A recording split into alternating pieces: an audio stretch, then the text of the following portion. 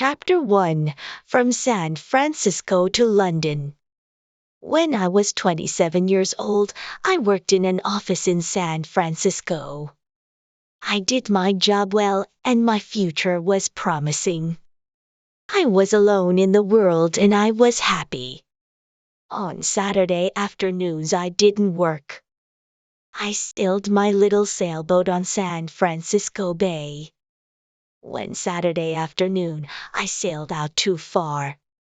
The strong afternoon wind pushed my sailboat out of the bay into the Pacific Ocean. That night, when I had lost all hope, a small British brig saw me and took me on board. The brig was sailing to London. The voyage was long and stormy. I worked as a sailor to pay for my trip. When I arrived in London, my clothes were old and dirty. I had only $1 in my pocket. With this dollar, I ate and slept for the first 24 hours. During the next 24 hours, I didn't eat and didn't sleep. At about 10 o'clock the following morning, I went to Portland Place. I saw a child walking past, holding a big pear. The child ate one small piece and then threw the pear onto the street. I stopped and looked at it. I was very hungry and I really wanted that pear. But every time I tried to get it, someone passed by and looked at me. I quickly turned in the other direction and waited for the person to pass by. I tried again and again to get that pear, but the same thing happened. I was desperate. I decided to get the pear and not to worry about the people who saw me. At that moment, a gentleman opened a window behind me and said, "Come in here, please." A well-dressed servant opened the door. He took me to a beautiful room. Here, two old gentlemen were sitting and discussing something important. Their breakfast was on the table. I was very hungry and I stared at their breakfast. I want to tell the reader that the two gentlemen had made a bet several days before. I knew nothing about the bet until later. Let me tell you what happened. Chapter 2. An unusual bet. The two old gentlemen were brothers. For several days, they argued about a very strange subject. They decided to end their argument with a bet, as the English usually do. The following was the subject of the bet. The Bank of England issued 2 banknotes of $1 million each for a public transaction with a foreign country. England used one banknote and the other remained in the bank. At this point, Brother A said to Brother B, "If an honest and intelligent stranger arrives in London without a friend and without money, except for the $1 million banknote, he will starve to death." Brother B answered. No, I don't agree. Brother A said. If he goes to the bank or anywhere else to change this big note, the police will put him in prison. Everyone will think he stole it. They continued arguing for days until Brother B said, I'll bet $20,000 that the stranger will live for 30 days with the banknote and not go to prison. Brother A accepted the bet. He went to the bank and bought the $1 million banknote. After, he returned home and prepared a letter. Then the two brothers sat by the window and waited for the right man for the bet. They saw a lot of honest faces go by, but they were not intelligent enough. Several faces were intelligent, but they were not honest. A lot of faces were honest and intelligent, but they were not poor enough. Other faces were honest, intelligent and poor, but they were not strangers. When they saw me from the window, they thought I was the right man. They asked me questions, and soon they knew my story. Finally, they told me I was the right man for the bet. I asked them to explain the bet. One of the gentlemen gave me an envelope. I wanted to open it, but he said, No, don't open it now. Wait until you are in your hotel room. Then read it very carefully. I was confused and I wanted to discuss the subject with them. But they didn't. I felt hurt because I was the subject of a joke. When I left their house, I looked for the pair on the street. It was gone. I was quite angry with those two gentlemen. Far from their house, I opened the envelope. I saw that there was money inside. I didn't stop to read their letter. I ran to the nearest eating place. I ate and ate and ate. At last, I took out the envelope with the money to pay for my meal. I looked at the banknote and almost fainted. It was a banknote worth $5 million. I was speechless. I stared at the banknote. The two gentlemen had made a big mistake. They probably wanted to give me a $1 banknote. I saw the owner of the eating place staring at the banknote too. We were both surprised. I did not know what to do or say. So I simply gave him the note and said, Give me the change, please. the owner apologized 1,000 times. I'm very sorry, but I can't change this banknote, sir. I don't have any other money. Please change this note. The owner then said, You can pay for this food whenever you want, sir. I understand that you are a very rich gentleman. You like playing jokes on people by dressing like a poor man. You can come here and eat all you want, whenever you want. You can pay me when you want. Chapter 3, The Letter. When I arrived, the same servant opened the door. I asked for the two gentlemen. They are gone. The servant said, Gone? Gone where? Oh, on a journey. But where did they go? To the continent, I think. The continent? There were no signature, no address, no date on the letter. How strange! I didn't know what to think. I went to a park, sat down, and thought about what to do. After an hour, I reached the decision that follows. The two old gentlemen are playing a game that I don't understand. They are betting on me. But at that time, I didn't know anything about the details of the bet. If I go to the Bank of England to return the banknote, the bank will ask me lots of questions. If I tell the truth, no one will believe me. They will put me in an asylum. If I tell a lie, the police will put me in prison. I can't even give it to anyone, because no honest person will want it. I can do only one thing. I must keep the bill for a whole month. And I must not lose it. If I help the old man to win his bet, he will give me the job I want. The idea of an important job with a big salary made me happy. With this exciting idea in mind, I began walking down the streets of London. Chapter 4, At the Tailor's. Every time I passed in front of a tailor's, I wanted to enter and buy some new clothes. But I had no money to pay for them. The $1 million banknote in my pocket was useless.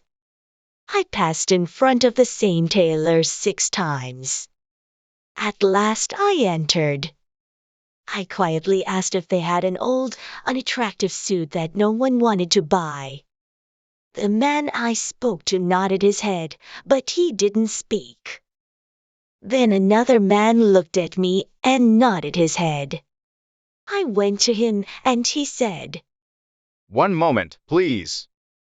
After some time, he took me to a back room. He looked at several ugly suits that no one wanted. He chose the worst for me. I really wanted a suit, so I said nothing. It was time to pay. Can you wait a few days for the money? I haven't got any small change with me. The man said, "Oh, you haven't? Well, I thought gentlemen like you carried large change." My friend, I replied. you can't judge a stranger by the clothes he wears. I can pay for this suit. But can you change a large banknote? "Oh, of course we can change a large banknote." He said coldly. I gave him the banknote. He received it with a smile, a big smile that covered his face. When he read the banknote, his smile disappeared.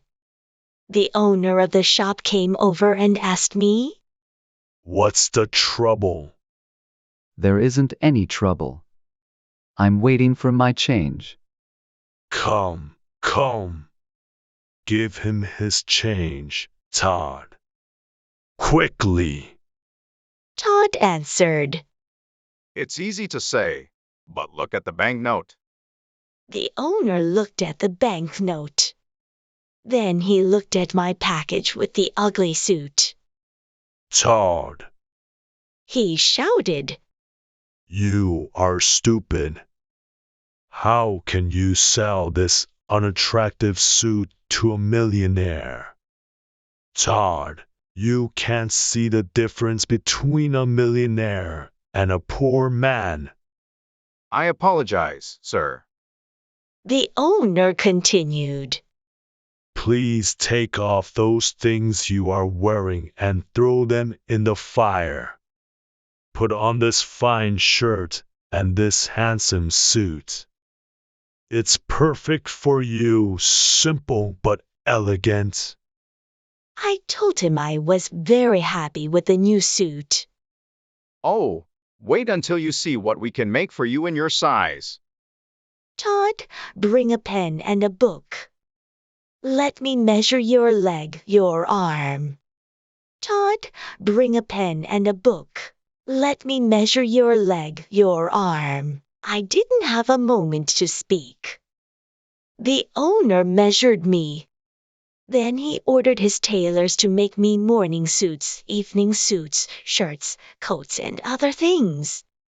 But, my dear sir, I said, I can order all these things only if you change my banknote. Or, if you can wait a while before I pay you. Wait a while. I'll wait forever. That's the word. Todd, send these things to the gentleman's address. Let the less important customers wait. What's your address, sir? I'm changing my home. I'll come back and give you my new address. I replied. Quite right, sir, quite right. Let me show you to the door, sir. Good day, sir, good day. Chapter 5, The Poor Millionaire. The impossible happened. I bought everything I wanted without money. I showed my banknote and asked for change, but every time the same thing happened. No one was able to change it. I bought all that I needed and all the luxuries that I wanted. I stayed at an expensive hotel in Hanover Square. I always had dinner at the hotel. But I preferred having breakfast at Harris's simple eating place. Harris's was the first place where I had a good meal with my $1 million note. That's where it all started. The news about me and my banknote was all over London. Harris's eating place became famous because I had breakfast there. Harris was happy with all his new customers. I lived like a rich, important man. I had money to spend. I lived in a dream. But often I said to myself, Remember, this dream will end when the two men return to London. Everything will change. my story was in the newspapers. Everyone talked about the strange millionaire with the $1 million note in his pocket. Punch magazine drew a funny picture of me on the front page. People talked about everything I did and about everything I said. They followed me in the streets. I kept my old clothes and sometimes I wore them. It was fun when the shop owners thought I was poor. Then I showed them the banknote, and oh, how their faces changed.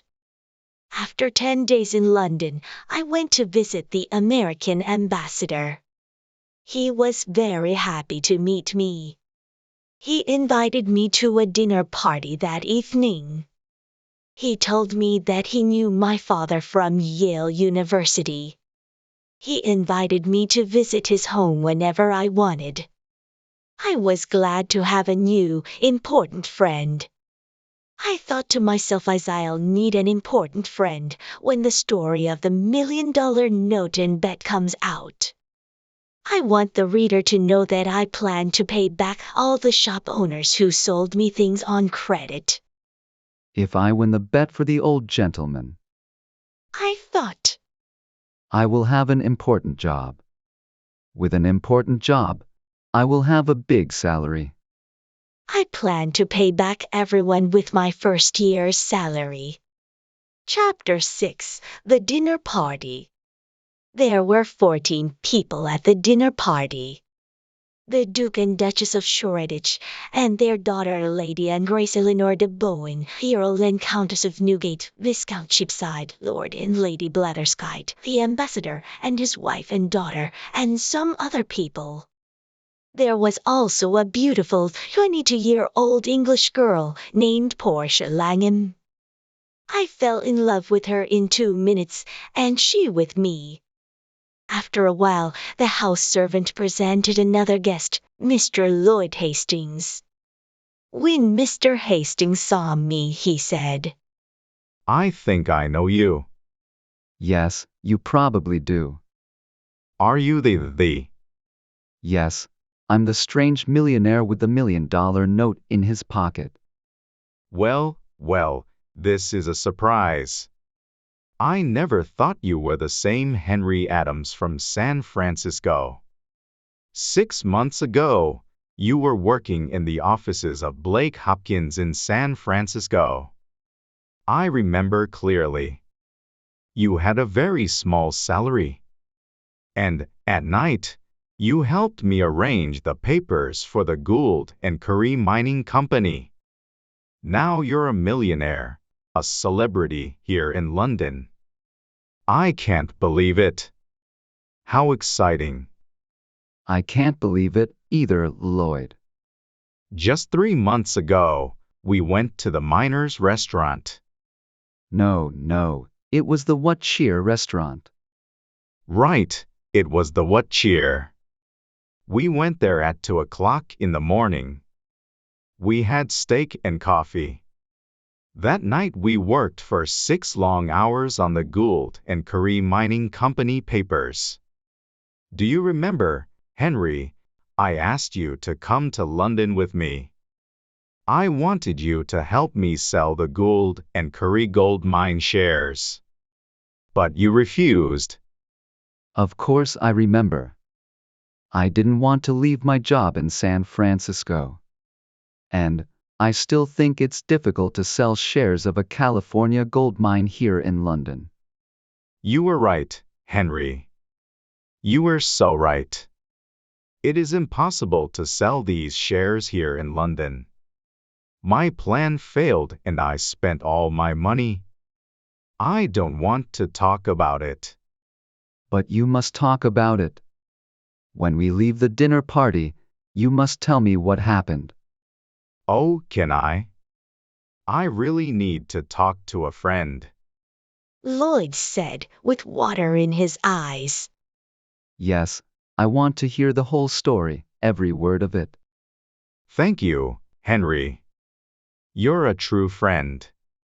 At this point, it was time for dinner.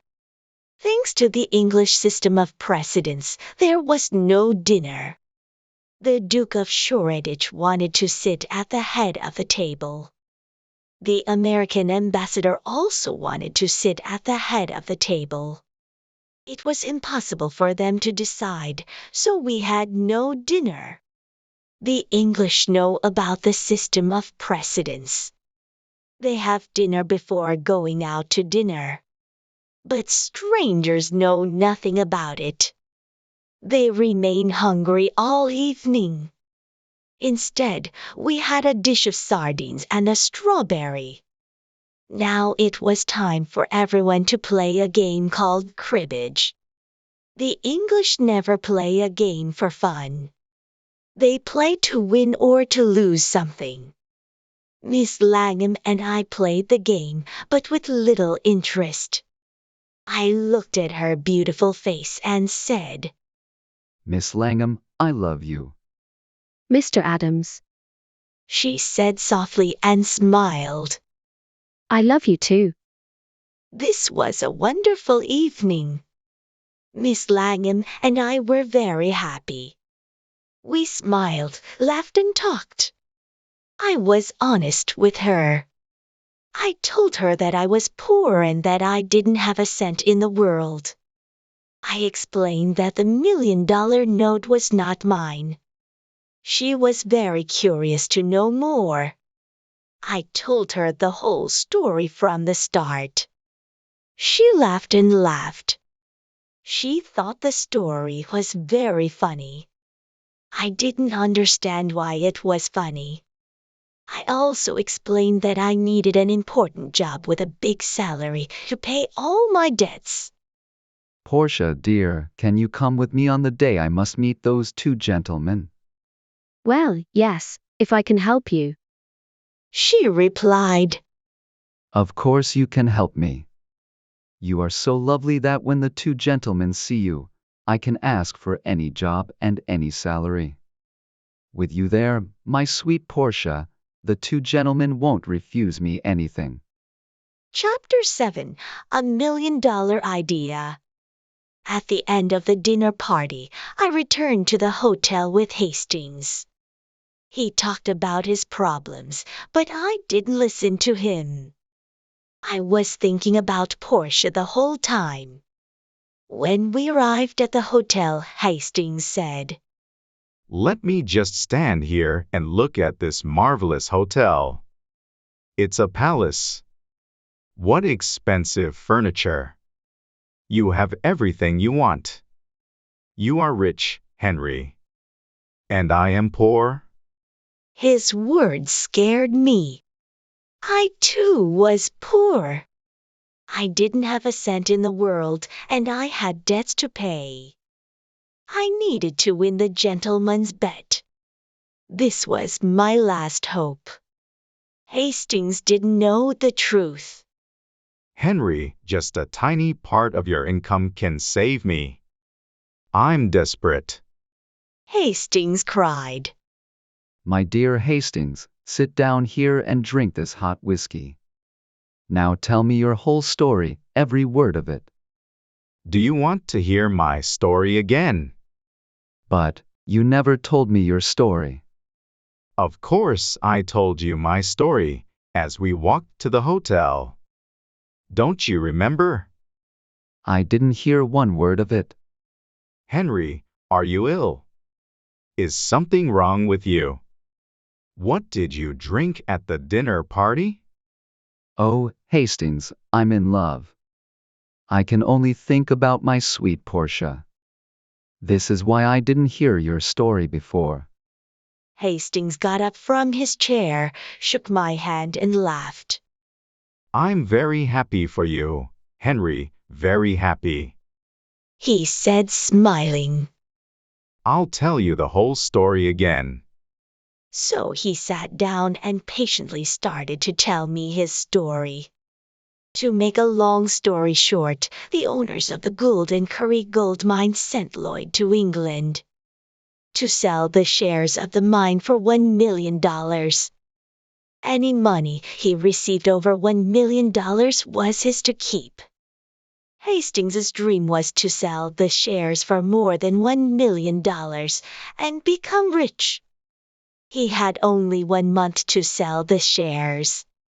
He had done everything to sell them, but nobody wanted to buy them. Then he jumped up and cried. Henry, you can help me. Will you do it? Tell me how. Give me $1 million and I'll sell you all the shares. You will be the new owner of the gold mine. Don't refuse. I did not know what to say. I wanted to tell Hastings the truth. But then an intelligent idea came to me. I thought about it for a moment and then calmly said, I will save you, Lloyd. Then I am already saved. How can I thank you? Let me finish, Lloyd. I will save you, but not in that way. I have a better way. I know everything about that mine. I know its great value. You will sell the shares by using my name. You can send anyone to me, since people in London know me. I will guarantee the gold mine. In a week or two, you will sell the shares for $3 million by using my name. And we'll share the money you earn. Half to you and half to me. Lloyd was very happy and excited. He danced around the room and laughed. I can use your name. Your name, think of it. The rich Londoners will run to buy these shares. I'm saved. And I'll never forget you, Henry. Chapter 8. Back to Portland Place. The next day, all of London talked about the shares of the California gold mine. I stayed in my hotel and said to everyone who came to me, Yes, I know Mr. Hastings. He's a very honest man. And I know the gold mine because I lived in the California gold country. It is a mine of great value. people were now interested in buying the shares. I spent every evening with Portia at the American ambassador's house. I didn't tell her about the shares and the mine. It was a surprise. We talked about our love and our future together. Finally, the end of the month arrived. Lots of rich Londoners bought the shares of the mine. I had $1 million of my own in the London and County Bank. And Lloyd did too. It was time to meet with the two old gentlemen. I dressed in my best clothes and I went to get Portia. Before going to Portland Place, Portia and I talked about the job and the salary. Portia, you are so beautiful. When the two gentlemen meet you, they will give me any job and any salary I ask for. Henry, please remember that if we ask for too much, we will get nothing. Then what will happen to us? Don't be afraid, Portia. When we arrived, the same servant opened the door. There were the two old gentlemen having tea. They were surprised to see Portia. I introduced her to them. Then I said, Gentlemen, I am ready to report to you. We are pleased to hear this. said one gentleman. Now we can decide the bet that my brother Abel and I made. If you won for me, you can have any job in my power. Do you have the $1 million note? Here it is, sir. And I gave it to him. I won. He shouted. Now what do you say, Abel? I say he survived, and I lost $20,000. I can't believe it. I have more to tell you, I said. but it's a long story. I'll tell you another time. For now, look at this. What? A certificate of deposit for $200,000. Is it yours? It's mine. I earned it by using the banknote you lent me for a month. This is astonishing. I can't believe it. Portia looked at me with surprise and said, Henry, is that really your money? You didn't tell me the truth. No, I didn't. But I know you'll forgive me. Don't be so sure. You told me a lie, Henry. Dearest Portia, it was only for fun. Come, let's go now. But wait. my gentleman said. I want to give you the job and the salary you choose. Thank you with all my heart. But I don't want the job. Henry, you didn't thank the good gentleman in the right way. Can I do it for you? Portia said. Of course you can, my dear. Portia walked to my gentleman, sat on his lap and kissed him on the mouth. Then the two old gentlemen shouted and laughed. I was amazed. What was happening? Papa, Said Portia. Henry doesn't want your job. I feel very hurt. Darling, is that your father? I asked. Yes, he's my stepfather, a dear man. Now do you understand why I laughed when you told me your story? My dearest sir, I said. I want to take back what I said. There is a job that I want. Tell me. I want the job of son-in-law. Well. But you were never a son-in-law before. Do you know how to do this job? Try me, please. Try me for 30 or 40 years, and if Oh, all right. Take her. We're Portia and I happy. There aren't enough words in the dictionary to describe our happiness. When the Londoners heard the whole story of my adventures with the banknote, they talked of nothing else. Portia's father took the banknote back to the Bank of England and cashed it. Then he gave us the cancelled banknote as a wedding present. We put it in a picture frame and hung it on the wall in our new home. And so I always say, yes, it's $1 million banknote, but it only bought one thing in its life, the most valuable thing in the world, Portia.